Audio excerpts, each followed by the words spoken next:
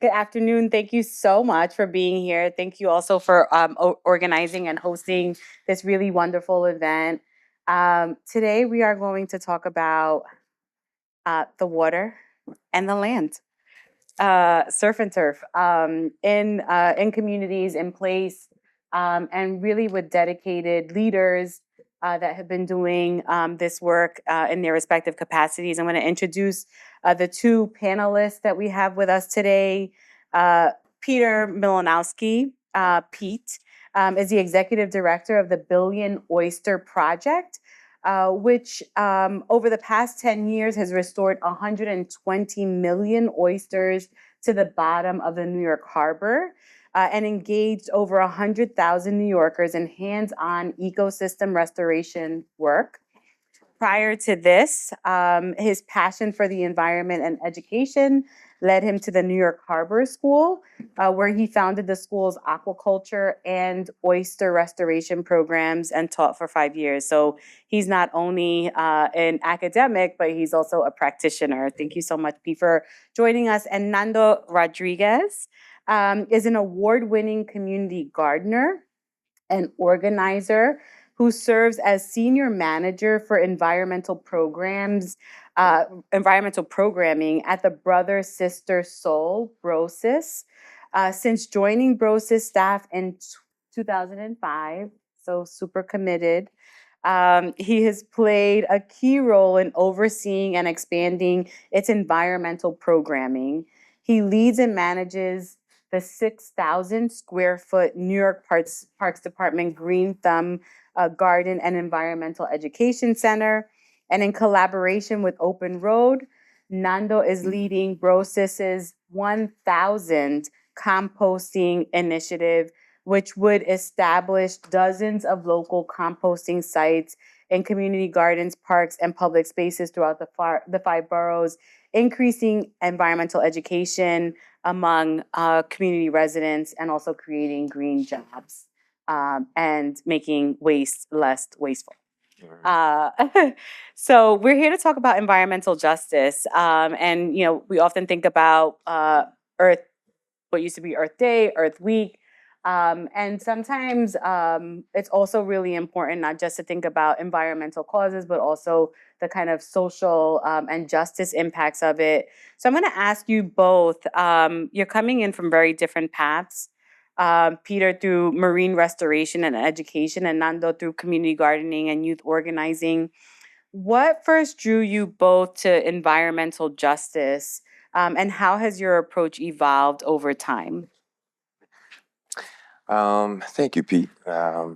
My story is a long story, so I try to make it as short as possible. My family is a Caribbean family, and my mom was very adamant of showing me where she came up in. So her grandfather owned a farm in Dominican Republic, and every time I visit the farm, I ran through the farm.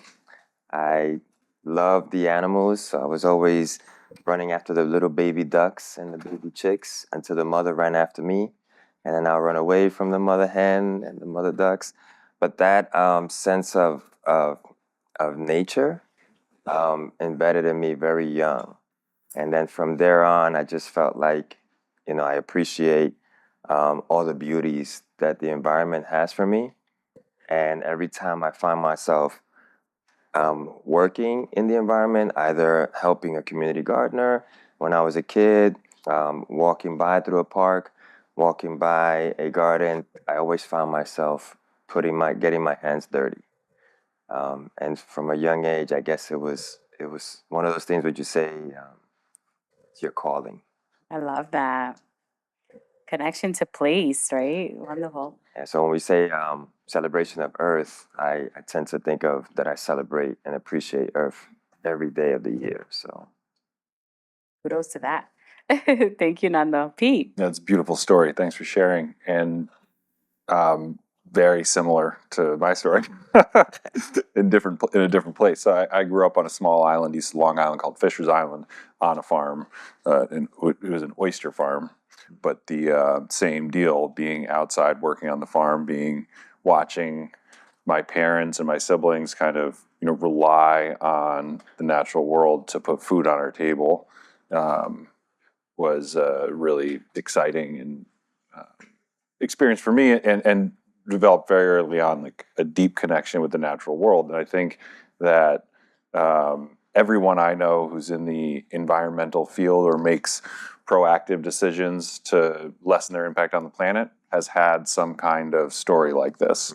And it doesn't, I think what you all are doing is providing, it's very similar to what we're doing, is providing opportunities for young people in New York City to have those same experiences and develop an environmental ethic and understand what it feels like to have your hands dirty and make something grow. Yeah. Yeah, to get involved, right? I mean, I think that that's like, And not to say that we like, oh, it changed our lives at the moment.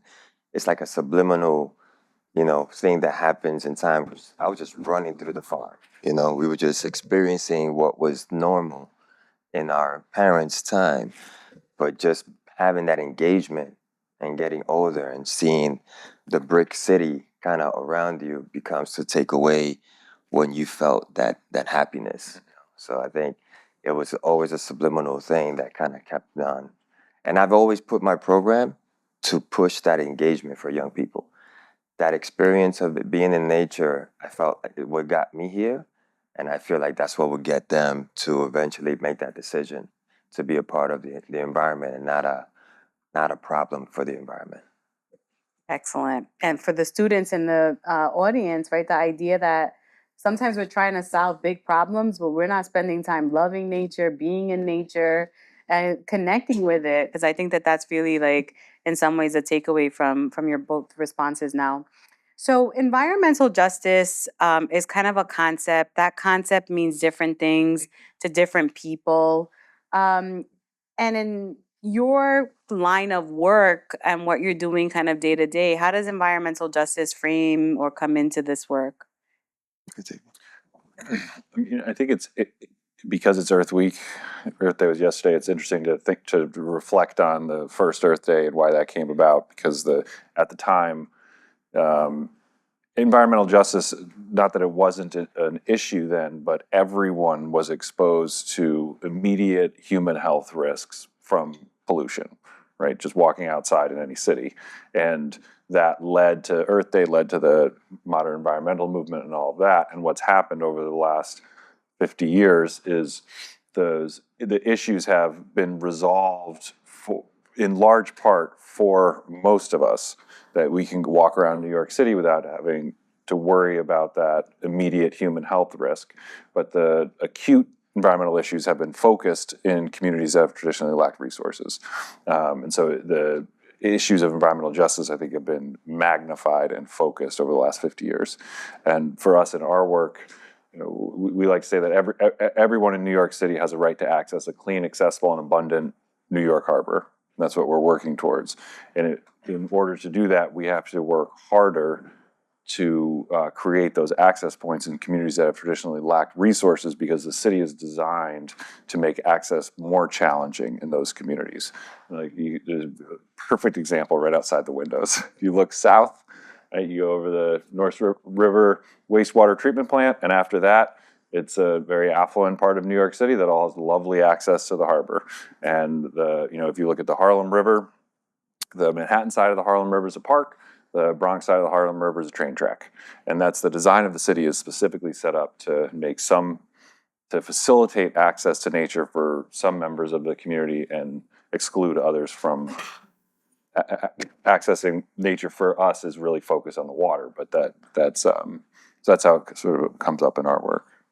Yeah, I agree everything he says. I think environmental justice to me, it's the definition is for so many people in the field, but I think that for me is this idea of not only making safe and equal for humans, but for the environment, so that there's a balance, that the environment is also thriving as well as humans are thriving. Like we can't have one species or one area thrive and the other one not falter if it's not being equally protected and taken care of so that it thrives too. So for me, it's at a very micro level. I like to throw this quote out. It's like when you throw a pebble in the lake, the ripple effects grows bigger and bigger. So that first ripple is how I like to impact the environment. It's in the immediate community of where I'm at. So that to me is the beginning steps for me as for environmental justice, is to create an environment in that first ripple that can be sustainable and that everyone, including the environment, is becoming, evolving or helping to each other to support each other in that sense. I love that. I so love the imagery of like a ripple and that investment. So I'm going to pick up on that idea with a question about young people and your work with young people and thinking about how environmental education is that first ripple, right? Where you're empowering youth, especially from the local community, to become leaders in their neighborhood by way of involvement in BROSIS. So tell us a little bit more about how you pour in that like initial ripple with the young people. Yeah, the environmental program at Brosis started with the high school level because there were young people who couldn't follow the structure of like education system. So sitting in the chair in the classroom just wasn't for them. But learning with their hands became a little easier for them to understand the systems. So for me, it's grabbing 7 young folks who just was failing in the educational system and being like, I don't want you to fall into the traps in the system of our New York City street levels, and find yourself where you see all of your other peers doing in the corners and all of this. So I wanted to take a few of them who were open to hearing me and being like, no, I'm not going to talk to you right now. Just help me do this. It started from that group, just having them help me in the community garden that they grew up in their neighborhood. So from there, I began to understand that the hands-on is where I remember learning from, just running around, and that the hands-on for them can open up a perception of the environment of their community, that then they could be like, I could be more dedicated in this world. I actually could do something in this world. So I started to think back of the program and be like, okay, I want to start off with the elementary level and how easy it is to engage young kids at that age into the environment. Just bring a worm or something alive and let them touch it. It's questions all day long and this and that and what's that? It's a roly poly and what's that? It's centipede. Will they bite? No, they don't bite. Let's test it out. And then going from those experiences to being like, okay, how do we create a culture for these insects? Middle school, learning about the pleasure and the elements of the world and the nature, and having them go into this because at that age they're finding that they're looking for their identity. So being able to give them a break of trying to find out who they are in middle school is by exposing them to the environment, having them just calm down and enjoy the moment. You are living now. Let's appreciate the river. Let's appreciate the trees. Let's appreciate the wind. You know what I mean? Close your eyes and do things, activities like that. And then now they're invested in me as I am in them.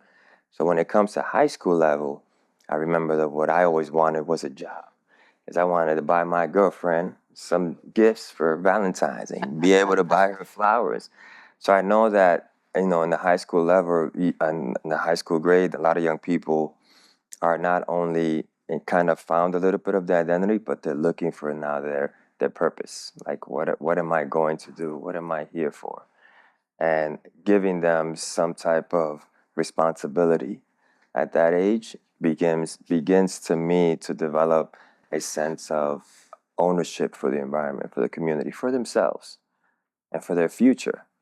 And the environmental program is set up in that way where elementary goes into the middle school goes into high school, and everything is figuring out ways to have that first ripple be a factor in their decision making as they walk around the community.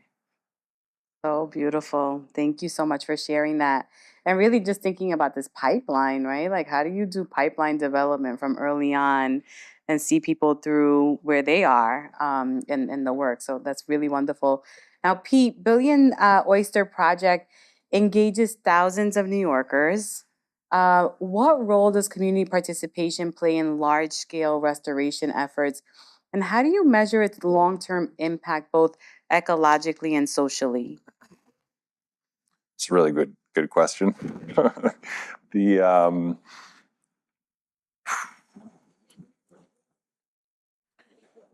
The role that community engagement plays in oyster restoration is, without minimizing the importance of community participation, we could do the restoration without community participation. And oftentimes it's more challenging to teach a teenager to restore oysters than it is to restore oysters yourselves, like with many things. But the whole point of Billion Oyster Project is engaging people in the work. And so we have designed our oyster reefs and all of our programs to be accessible to young people and require community participation. What we're trying to do is by engaging 1 in 10 New Yorkers in the work of restoring oysters in New York Harbor, we want to change the relationship that the city has with the harbor. So right now, most streets in New York end at the water's edge, but most New Yorkers don't identify as living in a port city or living on the water or surrounded by this incredible natural ecosystem. It's the largest open space in New York. It's full of wild animals, many of which people in New York City leave New York City to find, right? And that's all right here. And we're trying to build a constituency for the harbor that will advocate together with us for environmental policy that can help clean up the waterways and improve the harbor that way. So the way that we measure the long-term benefit of that is we're still learning how to do that, but where we raise our voice to advocate for policy changes or different rules or different classifications of water bodies, we encourage the people who have participated in Billion Oyster Project to do that as well, and that has been effective, and it still remains to be seen. The biggest issue facing the water quality of New York Harbor is untreated household wastewater that flows into the harbor when it rains. And that's why it's sometimes unsafe to swim in the Hudson River. And, as the greatest city in the world, being denied access to our greatest natural resource because contaminated with human waste is something that I don't believe we should stand for. But so far, it's not a big enough deal to change. It's not a big enough deal to enough people. So what we're trying to do is get people involved and show them through their involvement that they have the power to affect change, and they have that their actions matter and what they say matter, and it can really lead to significant change over time, and then use those voices together to try to solve the bigger situation. Yeah, I love the fact that you're working on both visibility, right? The health of our waterways is as much, like it matters as much as our own health, right? But we're not always thinking about that. We're not always making those associations. And the idea that people should be involved in that and can be involved and like even be broader in their like the scope of the work that they or the scope of their life, like in their living quarters in the city is amazing. So you both have led place-based initiatives, whether it's composting in Harlem or oyster beds in the harbor. How do you navigate partnerships with city agencies and institutions while staying rooted in kind of community priorities? Hmm. I think the first part for that is always making sure that we do our research on some of the city councils and where they're coming from and what they stand for. And they are a big support and they are a big opportunity especially for nonprofit in the funding world. So it's definitely always having that first conversation, interaction, building that relationship with those who can be allies, can be supporters. Because when you have a lot of allies and supporters in the same room, it's easier sometimes to combat the non-supporters with their beliefs about climate change and whatnot. So I think that always having that interaction and that appreciation and that relationship with, you know, the city agencies that do believe in what you're doing. And if you don't, then you go to City Hall and you rally and protest and march. And having a network of different organizations in the city that are doing the same things and understanding that all of our projects intertwine and that they are all environmental justice is not like, we can't do composting and not think of the river. You can't think of the river and not think of how we can absorb a lot of the rainwater so it doesn't go into the sewers that pollutes the river. So having everybody understand that we are all in this together makes our protest a lot more louder and bigger. That, you can't stop the people's march. Oh, I love that. Can't stop the people's march. I have a follow-up question though, because right now, my view is a building.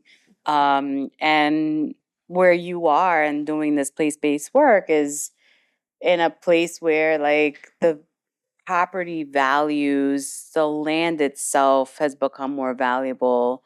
And there are like the tensions of developing for some purposes, but not for others. Like, how do you manage that tension in prioritizing? And some of that is about like making sure that you're heard as a valuable part of the community. But I just wonder how much that comes up in your work.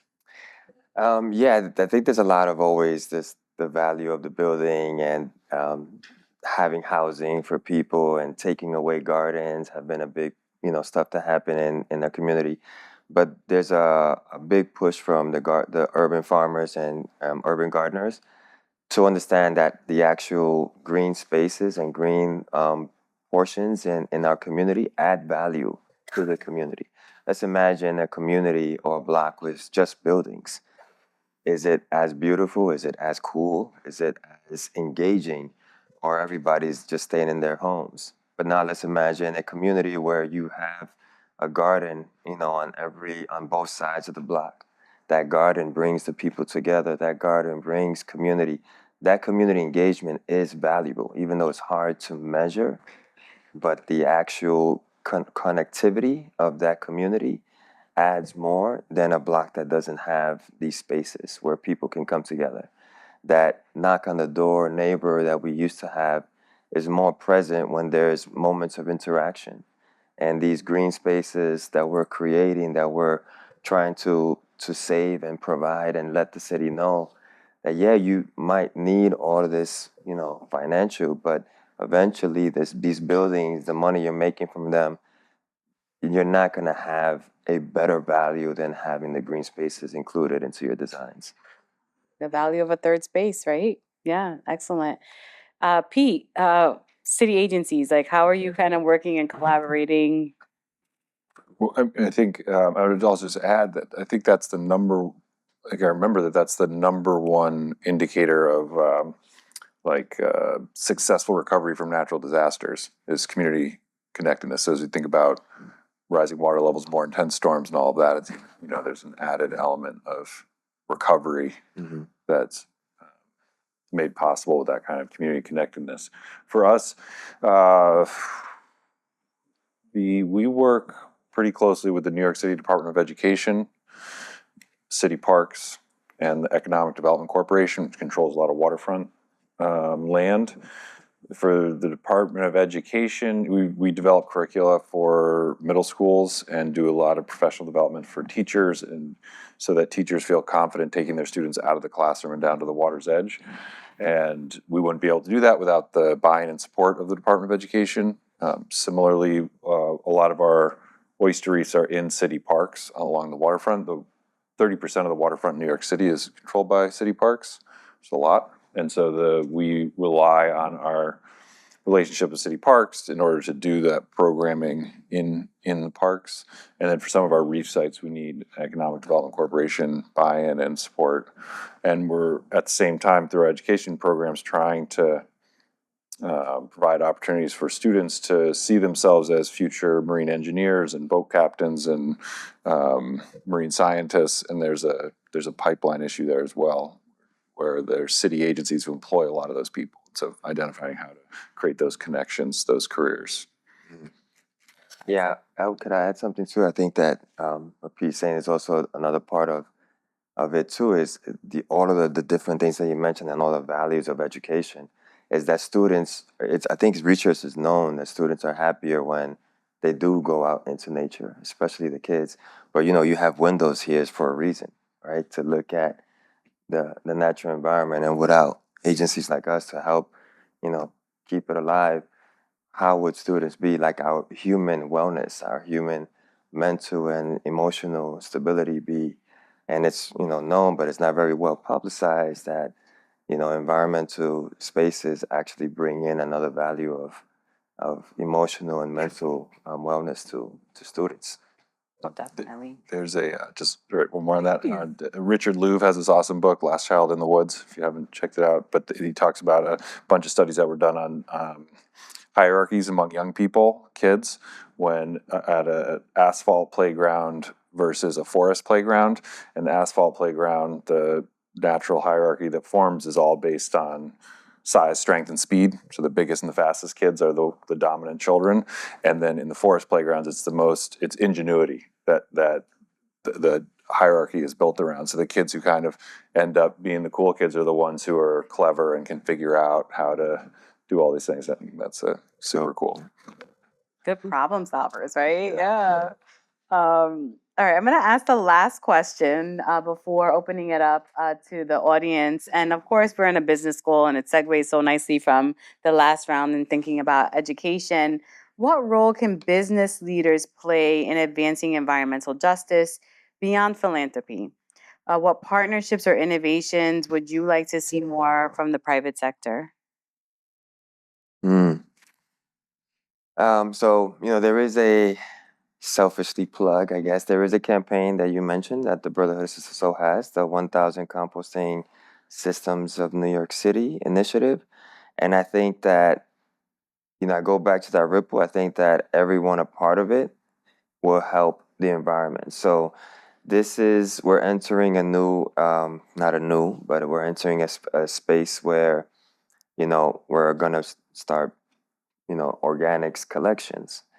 And at the time, it's become a penalty for those who don't do it, which I don't totally, feel like that's the way to go right away. But I think that if communities, businesses, local businesses, and everybody was to tie into their environmental justice, environmental prosperity, environmental progress, that I think that if everybody believed and thought about how do we make our community, thrive in all factors, like this composting project could become an opportunity for another scenery of businesses to grow with the inclusion of the schools, the churches, and the local businesses being a part of it. Instead of sending our money off into a hauler, you can put your money towards a community processor. And that money can stay, that equity can stay in the community, which helps everyone in that community prosper while also creating resources for our environment to also prosper. I think to me, that's where the businesses can actually help environmental justice, is to think about how can they put their money into the community rather than hiring different things and different stuff that comes in, adds to our carbon footprint, and then takes out of the community, which also adds to the carbon footprint, but you deplete the community from the resources. And I think composting for me has always been something that needs to start, finish in the community. Mm. So like local accelerators, right? And trying to figure out those points of investment, right? Yeah. Amazing. Pete. I mean, I think every company benefits from the resources on planet Earth and the clean air and all those things, and every company has some negative impact on those things, and more consumers are interested to understand what that, like a nutrition label on something you're eating, like how much damage are you doing to the world in order to bring me this product or service. And I think that consumers are going to become increasingly interested in understanding those trade-offs and making decisions based on it. And then there's such you look at the real estate development in New York City when the water quality was bad and gross and all like, public housing and train tracks are on the waterfront, and now all of this very expensive residential development is happening because of proximity to the water. So there's an enormous value that's being created by the harbor, and figuring out a way to honor that and make sure that your development isn't harming the harbor but actually benefiting it in some way is I think important because you're making an enormous amount of money because it's there. Mm-hmm. Yeah. So insightful. Now we have a little bit of time to engage questions from the audience. I see you're eager. Thank you so much for coming here. Like, this conversation. Oh, thanks. Yeah, sure.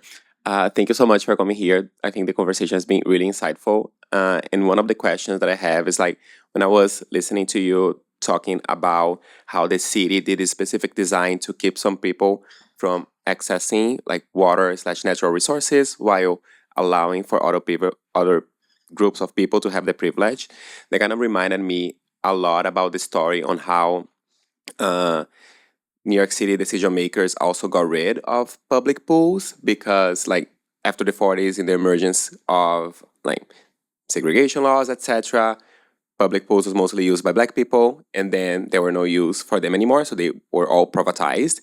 And then it just got me thinking about. I understand that there is one path of innovating and finding new solutions to address both climate change and social justice perspective. But how are also ways that we can reclaim these things that were lost? Because we already had some of these rights and we already have had setups that worked in the past and were kind of destroyed. Is there any paths that you guys see on like envisioning getting back community gardens that were privatized, or like water resources that were privatized, or just put on to different uses and reclaiming that back to the community? I mean, I think community gardens are an example of doing exactly that. And the public pool thing is, I think, far more insidious. It was very deliberate, and I don't know how you get private pools transferred back to the public, but many public pools were closed last summer because we weren't paying lifeguards enough money. There weren't enough lifeguards all of a sudden because lifeguards wanted to be paid more. And I mean, that is just absolutely insane that the city's not willing to, parks is not willing to pay lifeguards $5 more an hour to keep the pools open. But I don't know about I wouldn't know how to go about turning a private pool into a public pool. I think for me, I think is there's been some push on policy, and Pete talked about policy of the water and things, but I think that people coming together and figuring out what are the policies that would bring back those areas that we had naturally to come back. So, an example, on every community block there should be a community garden as a policy. You know what I mean? Or every building that is being built should be a green building with a rooftop. You know what I mean? There's a lot of different places, green rooftops, side rooftops, whatever the case may be. There was, groups that came together when there was a lot of bulldozing of community gardens that put their organization, their company in the line of that fire, and Trust for Public Land saved a lot of gardens. Bette Midler's New York Restoration Project saved a lot of land. I think those agencies, those groups were examples, but I think what they did was that they just put finances and their name to stop some of the destruction of the green spaces. But I think that if the city and us begin to vote for some policies that demand certain things to be a part of a community, I think that would be a long-term change that can happen. In the immediate, back in the days, it was guerrilla gardening, seed bombs, vacant lands that you just take over and make it into a garden. When the owner comes around, you just say, we didn't see you, so we built. And if they want it back, then we can go to court and fight. But I think those actions aren't as much, but those are different ways that I've seen it happen. I would just add that it doesn't take that many 311 calls to get on someone's radar, or that many letters to your council member or things like that. At city council hearings where they're deciding these things, the numbers are 20, 30, 40 calls, and that is a significant signal. And any one of you could do that in an afternoon.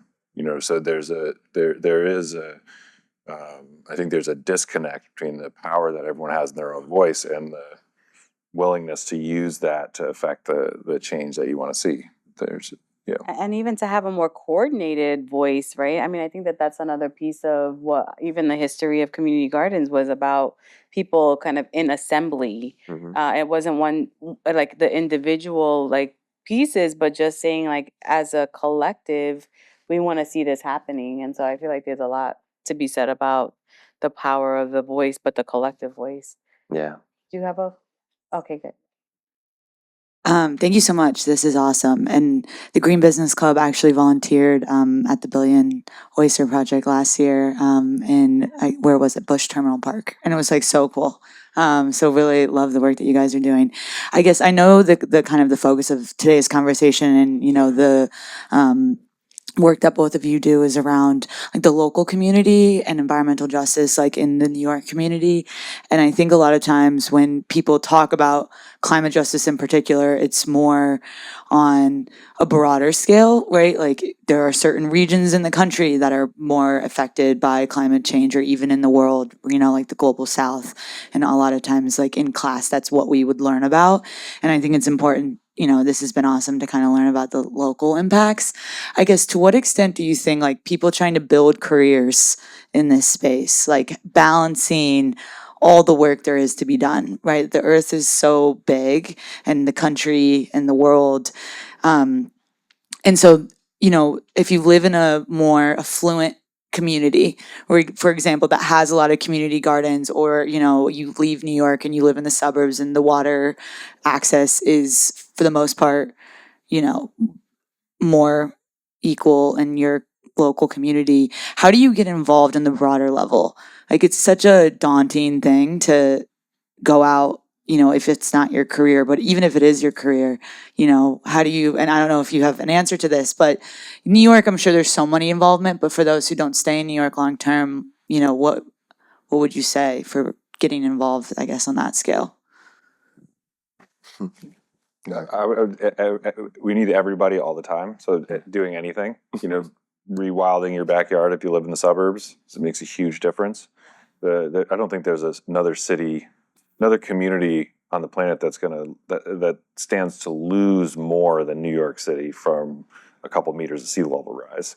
And New York City is probably going to be fine because it's New York City, and we have island nations that are going to completely disappear. And how do you prioritize that? I don't know, but the biggest problem facing the planet, climate, facing planet Earth, is that not enough people care enough about it to make decisions in their daily lives and in their career choices that will have a positive impact. So anything you can do to convince yourself or the people around you that it's worth accepting a little bit of inconvenience in your lives to make it better for everyone is helpful. Yeah. There is not one Captain Planet. We all are Captain Planet. So I think for me, it is that. It's that sense of like, do what you can in your community, but not in today's world of social media and reaching as far as anyone else can be through the lens of your camera. I think it's influential. If you can influence somebody in another city, another country, based on what you're doing, as some of us have been influenced to be a part of climate change, I think that is how we can impact. I don't see one person doing the whole world. I see millions of people doing their parts. I tell the story about recycling. We all recycle, I hope, right? When you take your recycle and you put it in a recycling container, that's as far as you know where it goes. Where it goes from there we don't know. Does the building actually recycle? Does the janitor actually take it to, you know what I mean? Does the trucks come by and take it? At some point in the line, somebody could mess up. When it comes to bringing your organics to a community garden, you see the immediate effect. You have now been a part of climate change just by you going into your community garden with your food scraps. And I think documenting that and influencing your whole building to then be a part of that is a climate movement, climate justice movement. And then if a whole building has done that, another building and other buildings, I think you get the world. I always say that this 1,000 composting for New York City is an example. Because if it could work in New York City, it could work in any other city. Then from New York, we can go to LA go to Chicago, and that would be the ripple effect. But not in one, but multiple stones being thrown, multiple ripples being affected, so that they all intertwine at some point. I think that's where we can be Captain Planet. And that analogy just keeps giving. I love it. Any other questions?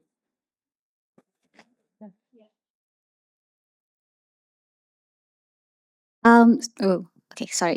Hi, I'm Anjali, and I think most of the questions that kept coming to mind were around partnerships and scale and all of these things that we keep thinking about at school again. And is there something that you feel people are missing the point on, or is that, like in all the different pieces of the puzzle that have to come together to make this work happen?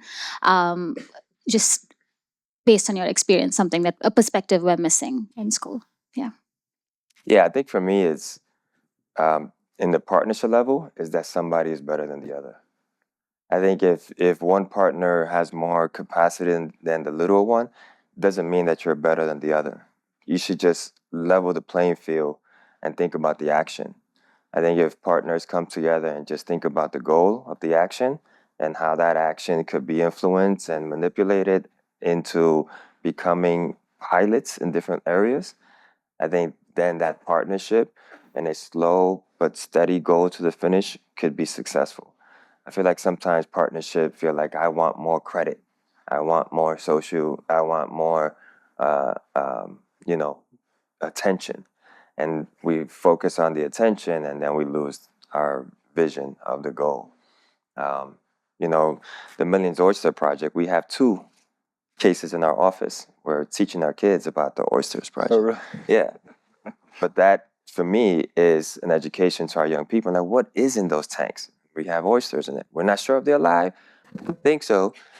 But the idea is that we're testing it and we're showing it, right? And we're giving the credit to the Millions Oyster Project.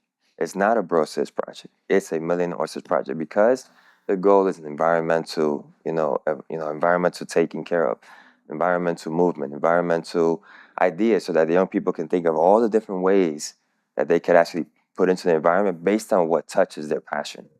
That one kid maybe had fishes in their home of all colors, and that one fish that died really hurt him. And imagine this river of so many fishes being tortured by all of our waste, right? And the oysters are the superheroes of the river to clean it and bring it back to the environmental stability for fish. That young child is now, I want to be a part of the Millions Oysters Project. And then we pass them on. I think that if we can all put ourselves in an equal playing field for the environment, I think the partnerships will be great. It's beautiful. I think where we're missing the boat is scaring people into changing their behavior or changing the decisions, right? The whole, if we don't do everything right now, bad things are going to happen. We've been trying for 40 years to use that as the tool to motivate people and businesses to behave differently. Mhm. And what we know with 100% certainty is that that has not been effective. So I think it's about hopeful, positive stories about making a difference where you can and inspiring people towards positive goals instead of away from scary things, because people are more likely to take action that way.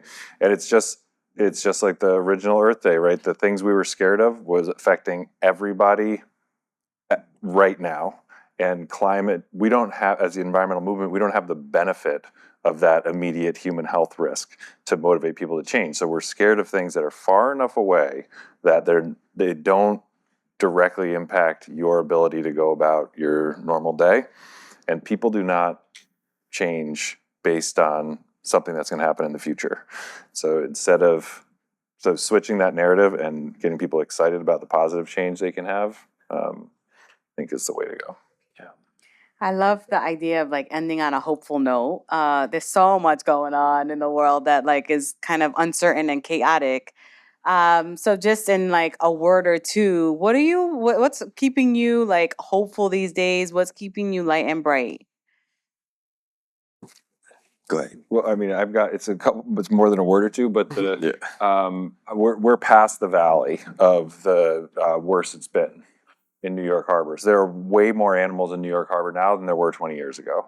And so we've lived through, depending on how old you are and how long you've been here, but even the whole northeast United States, and it's true of a lot of other places, that it was worse before than it is now, and the animals are coming back. So the fact that you or your parents could have been alive at the worst time is a pretty amazing thing, and that from here on out, things could just be getting better. For me, I took my phone out because I watched The Lion King with my 4-year-old the other day. We all watched The Lion King, the first one, right? And there's a moment where he said, Mustafa says to Simba, when we die, our body becomes grass, and the antelope eat the grass. So we are all connected in this great life, circle of life. And I was able to stop the movie and kind of like talk to my 4-year-old. I don't think she got it, but my 13-year-old was behind me, and she was like asking a couple of questions afterwards. So I think what keeps me going and hopeful is that we can still make the young people question and have a lot of questions and be intuitive, right? Is that the word? Intuitive into nature and the environment, So a Lion King movie, they love it so much, we can actually bring some moments of like, they're talking about the real life. Yeah. As the mother of a 4-year-old who was so excited about Earth Day yesterday, yeah, it's sometimes those are the places where we get the most inspiration. Thank you all so much for your time and attention. And I hope that you all please join me in thanking Pete and Nando for that real important insight. Just so inspiring. Thank you so much for your work and your efforts and your insights today. Thank you for inviting us.